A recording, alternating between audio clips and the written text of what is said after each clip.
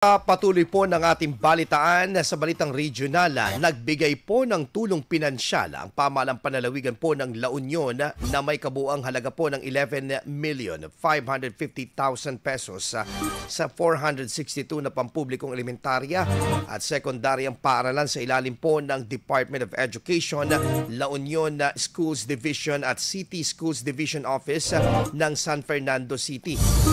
Isinagawa po ang turnover ceremony noong Agosto 12 ng taong kasalukuyan sa isang convention center sa lungsod ng San Fernando.